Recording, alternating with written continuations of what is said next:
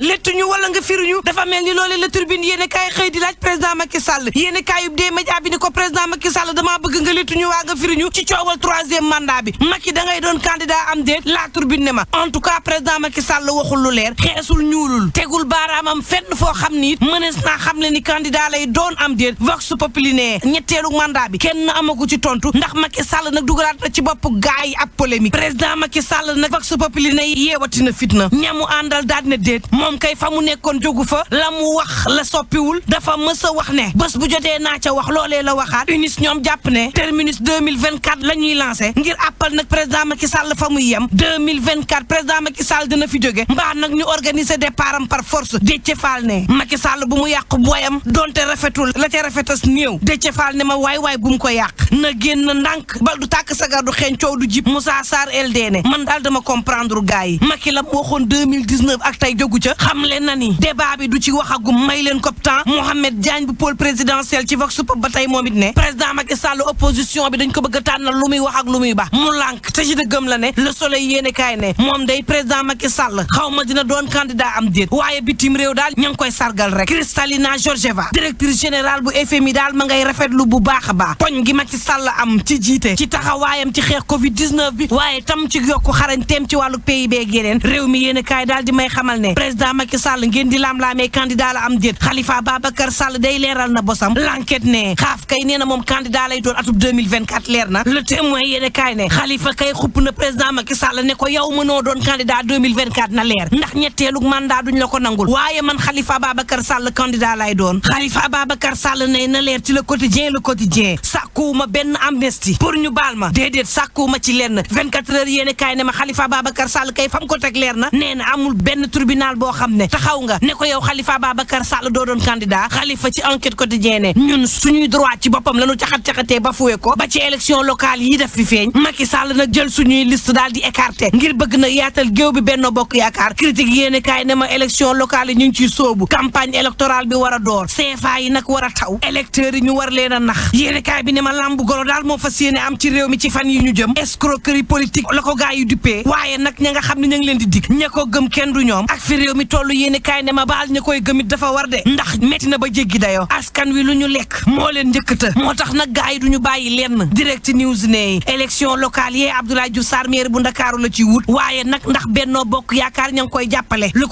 quotidien ne ko déet docteur Malick Diop day mooy directeur de campagne am dugal na loxoom bu baax a baax ci campagne ak Abdoulaye Diouf Sarr bi direct news ne ma dafa mel ni déggoo ma Abdoulaye Diouf Sarr engagement bi am ci waa Yewwi Askan Wi ngir seeni candidat gisuñu waa Benno Bokk Yaakaar am ko ci moom te moo ne day Abdoulaye Diouf Sarr ñamuy jàkkaar lool tuuti wuñu waaye daal jàppaleeg Benno Bokk Yaakaar jëm ci Diouf Sarr des na maa ko wax Tribune yéene kaay ne ma Bougane Gueye Dany moom waxtu woowu ma ngay doxal ca Jurbel la mujjee démb ngir dalloo fa makkaanu yees bu gëm sa bopp Bougane Gueye ne leen ngir Sénégal jëm ca kanam faaw nag ñu waajal ndaw yi waaye tam jàppale soxna yi ngir ñu mënal seen bopp Bougane ne leen jàppale leen yéen waa Njaare maître Ibrahima Gueye mi ngir ngeen mën soppi xar kanamu Jurbel ndax Jurbel bu baaxee yéen a ko mën a baaxal waaye it bu yàqoo yéen waa Njaareem lañ koy jiiñ ñaar bu ñu séqee mbir Bougane ne te bu yàqoo ñu am kun ko jiiñ kañ koy jiiñ war naa góorgóorlu source aanee yi waxtu woowu baykat yi ña nga jaaxle sa ngéem yéeni kaay bi ne ma maar day taale àdduna bu tukki sax lañ ko foog ndax campagne bu bon la ko waral bari na lool ren ji engrais doom bu góor la woon raar lool tax ba toq gerte gi nga xam ne tàmbali woon na génne baaxul la ñu bayoon peese ko muy téeméeri kilo buñ ko xoolee mu doon juróom-ñaar fukk léegi nag juróom fukki kilo la tàbbi ndax gerte gu bon chinois yi moom laali nañ daw indien yi waxi noppi Sonacos moo fi sës te njaay ma ndax dina baax réew mi ki jafe-jafeem Sud Quotidien ne ma waa Sud-Est day ña nga fas yéene amal ab gréew 48 heures l'évidence yéene kaay ne ma ànd gësamit ña ngay amal ay plaidoyer boobu laas ne ma Seynabou Ndiaye Jaxate ma ngay sàkku lanceur d'alerte yi ñu leen di sàmm Tribune yéene kaay ne ma maître Malick Sall day ñu jiñoon fat ga ca ba fa bayo te ñu tàmbali woon ak xiifal ma ngi leen di wax nag ñu réglé te xaar seenub atte léegi mu ñëw Tribune ba tey di ma xamal ne violence bi day mi ngi ci langu politique gi Thierno Bocoum ma ngi koy naqarlu Thierno Bocoum ne dafa mel ni dafa am ñoo xam ni ñooy jëli mat di ruux taal wi ngir mu tàkk yéene kaay bi dee média bi ne ma bu yanamar bi day boo maytul dina indi violence source aane ma yanamar kay préfet daf leen lankal seenu doxub ñaxtu bi waaye nag nee ñu dawuñu daayuñu tey jii ci aljuma ji daañu amal seen doxub ñaxtu bi Sud Quotidien ne aljumay tey jii de boo maytul dina tàng lool ci Ndakaaru ndax yanamar bëgg ak bañ daañu amal seen marche bi tey jii it la ñuy examiner loi bi mën a tax ñu andiwaat premier ministre ci réew mi booba 24 heures yéene kaay ne ma Assome Diatta day ma ngay wax ci wàññib ceeb bi Tribune yéene kaay ne ma la ñu sumboon ba tey yeggagul nañ ko fas yéene weñte weer waxub location lañ fi tàmbali woon France daal tàlli xidem njëgu ñam yi ñuy dundee cher na ba jéggi dayoo bari na ñoo xam ne nañu demee la ñuy wàññeekoo dus luñ ko jënd rax ci dolli ñuy note entreprise yi lu toll ci juróomi téeméeri million ci perte ñiy yëngu ci panneau publicitaire yi am nañu ko lu toll ci fukki junni ci doomu aadama boo maytul daañu ñàkk seenu liggéey moo taxit association ñi yëngu ci panneau publicitaire fas nañu yéene porter plainte kalaame nguuru Sénégal booba Expresso Orange ak Free ARTP ma ngi leen di teg ci axe le quotidien ne ARTP kay ci réseau bu bon la leen tegee ay daan 24 heures yéene kaay ne ma daanu koppar la leen teg de ndeke yoo libération ne ma caxat-caxatee ga ca poste ëpp na ñaar fukki at daanaka sax lu normal la woon ci caxat-caxatee alalu askan wi foofu waxtu woowu turbine yéene kaay ne ma xiif gi ndóol gi ak ñàkk géeg njëg yu cher yi mi ngi jàbbaa jolle ci réewum Sénégal bu leen fàtte ni coronavirus mi ngi xaxarante lu ñu ko mën a waxee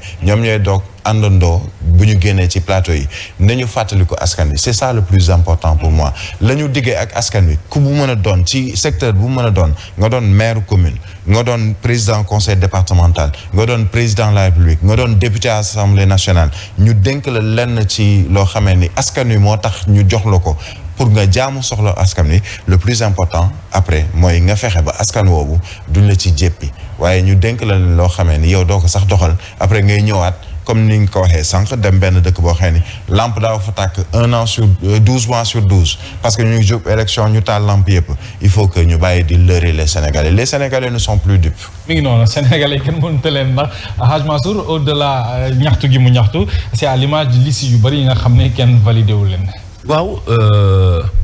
dafa am yoo xam dafa xaw a gàcceelu tuuti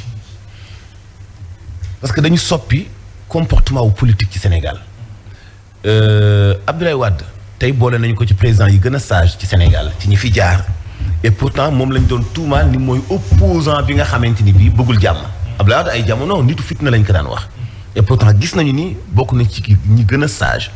mais dafa am benn politique après moom bu xewaat léegi bu doy waar muy politique gu deal def nit ki opposant ñoom Adama Faye li tax ñu sonn nga xam dañu nekk ci seen dëgg te dañuy sonn te day jafe Sénégal yi comprendre seen mission xam nga li ko sabab muy mburu ak soow nekk opposant wu nit ki xeex ak moom yàq ko lu nekk dem ak moom ay élection jàkkaarloog moom nekk te yow candidat wum nga c'est ça qui est dangereux léegi nag ñoom Adama Faye yi nga xam dañu dëggu seen ay démarches Sénégalais bi dund loola daaw danaan mais est-ce que kii dëgg la ci li muy xeex dañuy poser ay questions et pourtant mu ngi fi moom dafa sincère ci ay démarches am parce que xëccoowul assemblée nationale xëccoowul am réew dafay xëccoo benn localité bu ñu ko ëppul doole mu ni du ma nangu ñu xañ ma ko ñaari yoon ci élection donc dafa sincère ci combat bi mu nekk malheureusement dafa tàbbi ci benn géew bu salte boo xam ne boo jigee Mohamed Diop fekk Mohamed nekk président boo waxee sax duñ ko gëm ndax mburoog soow bi fi awoon daaw ak daaw jëkk ñu tëlimal politique ba nga xam ne boo seetee pratiquement candidat yi jàkkaarloo woon ak Macky Sall ci élection présidentielle yi à part Sonko daanaka ñëpp ay candidat wu Macky Sall la ñu woon parce que ñëpp après élection yi dem nañ ci Macky Sall xanaa ma dikkee ñaaw moo waxul lu leer Issa Sall dem na ci Macky Sall Idriss Seck dem na ci Macky Sall ak njabootam yëpp buub yóbbu est-ce que nekku ñoo ay candidat wu Macky Sall maintenant ci élection yi nii nga gis ay liste parallèle te Macky Sall ni woon liste parallèle du fi am moo ko jëkk a wax de ñu toog bu yàgg mu ni maa cautionné waat liste parallèle am na ñu ma toléré mais luñ ci jublu léegi ci da ngay dem ci benn localité par exemple man bu may xeex ci sama localité tey candidat bi may jàppale APR la bokk te man doxalinu gestion APR mënu ma ci xool parce que xam naa ne yërëmuñu askan wi mais je suis obligé ma jàppale candidat wu APR xam nga lu tax pour changement wu localité parce que beneen donne moo am ci biir élection locale comprendre nga léegi nag salte gi ñu salte politique ak comportement wu ñuy def politique mi ngi am diggante 2012 ak léegi te loolu moo xajamal politique gu Sénégal ba nga xam ne doo xam kan moo am sincérité pour nga fal ko. mu doon lu doy waar Hadj Mansour le député du peuple ñu di la jaajëfal bu baax a baax mën leen a yeewi nag ndax am na yeneen liggéey yi leen di xaar Hadj Mansour day daw ca rajo ba ngir waajal tës lu may loolu itam 13h bi. 13h incha allah rabbi Birahim Touré itam moom ma nga ca rédaction ba. bu noppee midi bi. Simon Faye Simon la ay ca kon baax na kon nga dem jiite waa réunion rédaction ñu leen di jaajëfal bu baax a baax mbokk yi ñu wéyal xibaar yi ak programme bu am solo yu ñu bëgg ñoom candidat yi nekk ca Kaolack ba ci xel bu baax a baax préoccupation jamono ji waa Kaolack jëm ci wàllu emploi santé ak agriculture tax na itam acteurs yi nekk ci secteurs yu ci bari di ci woo candidat yi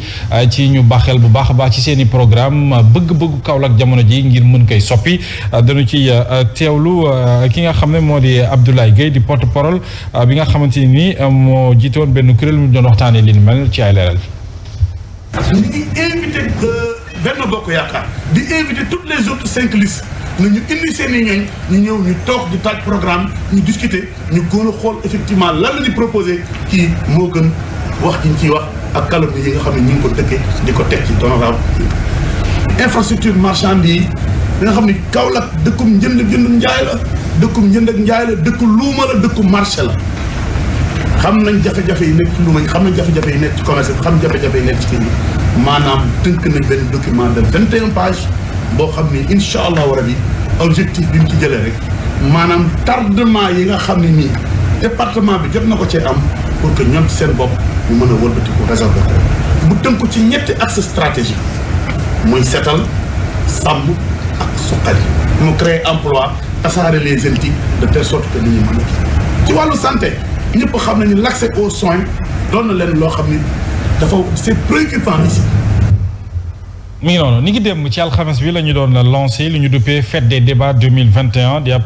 initiative bu am solo bu mairie de Dakar ak i partenaire am ci juróom-ñeent ci ay fan jàpp fukki fan ak ñaar ci weeru décembre bi atum 2021 tamit nag ñu ngi ko jagleel wàllug civisme citoyenneté daan ci waxtaan bu baax a baax ak ndaw ñi ñu ànd ci seen xalaat mën leen a sensibiliser itam mu doon anam gu am solo gënu ko taxawale ngir mën ci impliqué ndaw ñëpp ñu xam bu baax a baax thème yooyu ñu fas yéene waxtaane solo suma am compte rendu Safiatou Bandiaye. lancé dañu officiellement fête des débats 2021 civisme ak citoyenneté lañ nar a waxtaanee ci bile événement loolu lépp rek jëm si gën a motiver ñi nga xamante ne rek ñoo di askan wi ñu gën a dugal seen loxo bu baax a baax si seen territoire. fête des débats bii ñu def ren nag thème biñ ci tànn mooy civisme ak citoyenneté li ñu remarqué mooy nit ñi daal xale yi daal war nañu seetaat nan la ñu leen di gën a yaree ba ñu am ay comportement yu baax comportement baax mooy yar ak teggin wax naa ko sànq nee naa xale yi léegi da ngay gis ci bus yi xale bu toog mag taxaw wala ci xew yi sax xale bu toog mag taxaw du. bile fête des débats ñu jaarale ko rek ci activité yu bëri yi mu nar a am dina tax tam ba ñu gën a sukkali lépp lu jëm ci wàllum dialogue citoyen jaarale ko ci jëmmal responsabilité ku ne. loolu buñ ko amee ñu am jàmm ndax ay xëccoo ay xeex ak violence kenn dootu ko dégg surtout fii ñu toll actuellement ci réew mi jëm ci ay élections wax dëgg yàlla lii waroon nañ ko commencé bu yàgg a yàgg waaye nag li tubaab naan il n'est jamais trop tard pour faire ñi ngi ci loolu. te yaakaar naa ne waxtaan bi bu sottee danañ changer ay comportement yu bari. ville bu Dakar ci partenaire am di woo nag askan wi ci ñu participer bu baax a baax ci débat public yi ci événement bi nga xamante ne rek ci diiru ñeenti fan lay doon. Safiatou Bandiaye jërëjëf ñu àddu wax ci violence yi ak ci nawetaan yi loolee nag léegi mu daal di dàkk ndax réunion sectorielle waa am solo ñu ngi koy waajal ci ministre yi mu concerné sport intérieur ba ci sax armée ak responsable ONCAV yi bañ ca noppee nag daañu dëxëñ ab proposition ngir anam gi ñuy xeexee wàllu ko violence ci nawetaan yooyu jébbal ko moom njiitu réew mi président de la République Macky Sall xibaar bi ni mel ki nu ko xamal moo di jëwriñ gi ñu dénk wàllu tàggat yaram moom ci boppam Matar Ba ñu teelu ko ak Aline Badara Sonko. J'avais indiqué que les navétanes seront arrêtés et au niveau de Dakar ça a été arrêté. yéen ñëpp dégg ngeen à travers les médias dogal yi nga xamante ne ba violence yi amee automatiquement jël naa dogal ne dañuy dakkal lépp luy nawetaan gis ngeen ni dakkal nañ ko ci diwaanu Dakar naka noonu ca diwaanu Rufisque naka noonu ca Tëngéej waaye tamit li ma ci bëgg a dolli mooy am na ndaje bi nga xamante ne ñoo ngi koy waajal dañ koy sekk ak ñi nga xamante ne ñooy kilifa ONCAV pour ñu waxtaanee lépp lu jëm ci wàllu violence ci nawetaan yi waaye tamit danañ proposer benn plan de lutte contre les violences bi nga xamante ne buñ ci paree daañu ko jébbal président de la République Macky Sall. Il faut combattre fermement l'injustice mais fermement aussi la violence qui est en train de gagner du terrain. mu nekkoon ministre des Sports Matar Ba mbokk yi yegg si nañu ci xët mu mujj soxal